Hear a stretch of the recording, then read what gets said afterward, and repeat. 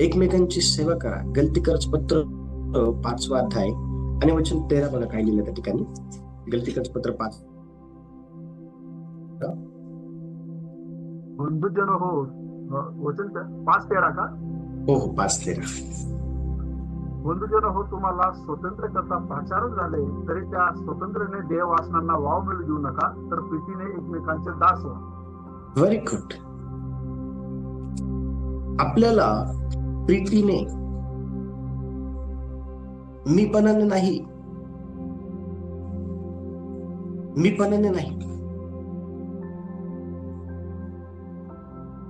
आपल्याला प्रीतीने एकमेकांची सेवा करायची आहे.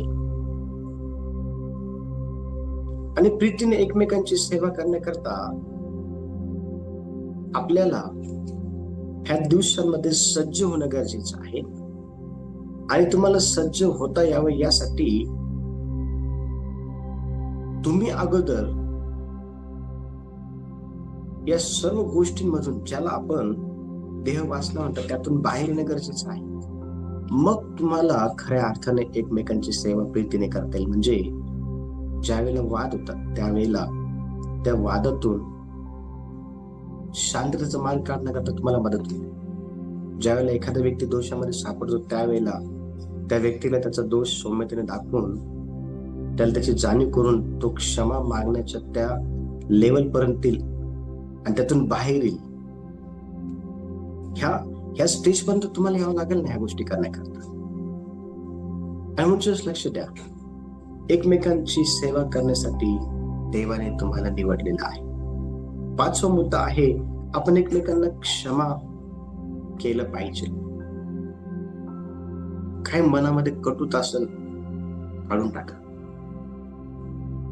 तुम्हाला माहिती का, जगामध्ये आतापर्यंत सर्वात भयानक असं पाप जर कोणतं घडलेलं असेल तर ते आहे येशूचं वधस्तंभावरती मरण. तो निर्दोष होता, निष्कलंक होता, तरी पण त्याला वधस्तंभावरती लोकांनी खिळलं. हे एक सर्वात मोठं पाप आहे. आणि तुम्हाला माहितीये का, जगात सर्वात चांगली गोष्ट जर कोणती घडली, सगळ्यात चांगली गोष्ट जर कोणती घडलेली आहे तर ती ही आहे येशूचं वधस्तंभावरचं मरण. तर येशू वधस्तंभावरती मेला नसता तर आपल्याला पापांची क्षमा मिळाली नसते, आपल्याला तारण मिळालं नसतं. मला तुम्हाला हे शिकवायचं आहे, आपण एकमेकांना क्षमा केली पाहिजे. मनामध्ये कटुपणा ठेवू नका. येशू वधस्तंभावरती असताना त्यांनी परमेश्वर पित्याकडे ही प्रार्थना केली की हे पित्या, यांना क्षमा कर, कारण हे काय करतायत त्यांना कळत नाही. एवढं वाईट लोकांनी त्याच्यावर केलेलं असताना देखील त्याच्या हृदयामध्ये त्या लोकांप्रती बघा विचार कसे आहे क्षमेचे. स्टेफनाला दगडमार करत असताना 7व्या अध्यायामध्ये प्रेषणच्या पुस्तकांच्या त्यांनी परमेश्वर देवाकडे प्रार्थना केली. त्याची प्रार्थना काय होती माहिती का, हे पित्या, हे पाप यांच्याकडे मोजू नको.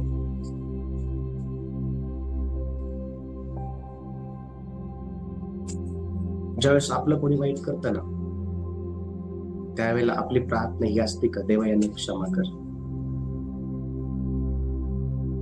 आपल्या घरी आपली ही प्रार्थना असते का, देवा यांना क्षमा कर. जर तुमची ही प्रार्थना नसेल तर आजच्या संध्याकाळी वेळेला त्यांनी तुमचं वाईट केलं असेल त्यांना तुम्ही क्षमा करू शकता. तुम्ही म्हणू शकता देवाला, देवा यांनी माझं वाईट केलं, यांना क्षमा कर आणि मला देखील क्षमा करता यावी. हे हृदय मला देव देईल, ते हृदय आपल्याला देव, ते हृदय आपल्याला. 6वा मुद्दा लिहून घ्या, आपण एकमेकांसमोर नम्र राहा. देवाने आपल्याला एकमेकांसोबत नम्र राहण्यासाठी नम्रतेने राहण्यासाठी निवडलेलं आहे. इफिसकराचं पत्र 5वा अध्याय आणि वचन 21 ज्यावेळेस आपण वाचतो त्या ठिकाणी इफिसकराच्या मंडळीला पत्र लिहित असताना संत पौल म्हणतो, तुम्ही नम्रचित्त एकमेकांशी राहणं फार गरजेचं आहे. 7वा जो मुद्दा आहे तो हा आहे, आपण एकमेकांना प्रोत्साहन दिलं पाहिजे. एकमेकांना आपण प्रोत्साहन दिलं पाहिजे.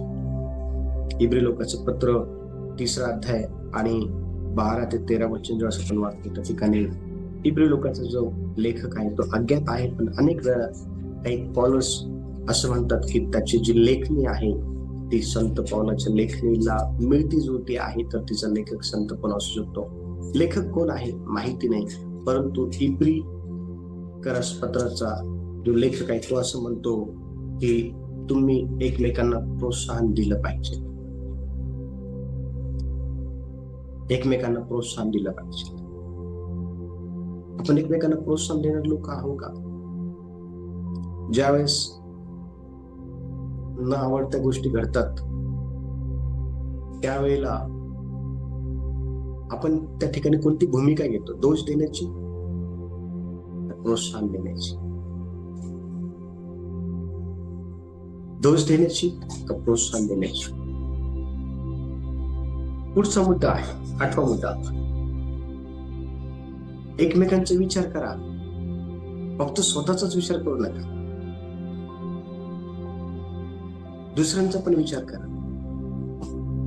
तुम्ही जसं हर्ट होता ना तसं दुसरं पण हर्ट होतं. तुम्हाला जसं वाईट वाटतं ना तसं दुसऱ्याला पण वाईट वाटतं. तुम्हाला जसं रडू येतं तसं दुसऱ्याला पण रडू येतं. दुसऱ्याच्या पण भावना आहेत.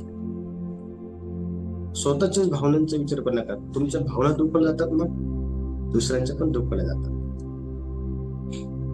आणि म्हणून स्वतःचाच विचार करू नका. इब्री लोकांचं पत्र 10वा अध्याय आणि 24 ते 25 वचन आपण वाचून त्या ठिकाणी म्हटलं आहे की तुम्ही एकमेकांचा विचार करा. एकमेकांचा विचार करणं बेसिक काय माहिती का? म्हणजे बेसिक काय माहिती का? एकमेकांवरती प्रीती करा. शेवटचा मुद्दा आहे आपण एकमेकांप्रती अतिथीशील राहिलं पाहिजे. पाहुणचार करणार, एकमेकांचा पाहुणचार करणार. 1 पेत्र 4 अध्याय 8 ते 10 वचन आपण वाचतो ना, त्या ठिकाणी संत पौल म्हणतो की एकमेकांचा पाहुणचार करा. याला म्हणतात खऱ्या अर्थाने राखण करणं, रक्षण करणं. याला म्हणतात खऱ्या अर्थाने आपल्या भावाप्रती, आपल्या बहिणीप्रती आपली जबाबदारी पार पाडणं.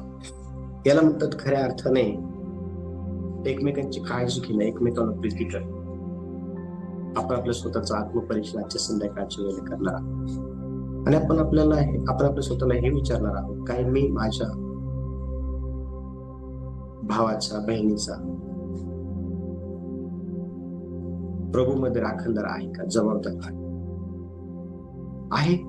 तर मग काय केलं पाहिजे आपण? हे तुम्हाला सर्वांना शिकवलं आहे. देवा या वचनाद्वारे सर्वांना आशीर्वाद द्या. यावेळेला आपण आपले डोळे बंद करू आणि आपण प्रार्थना करू. सर्वजण आपण आपले डोळे बंद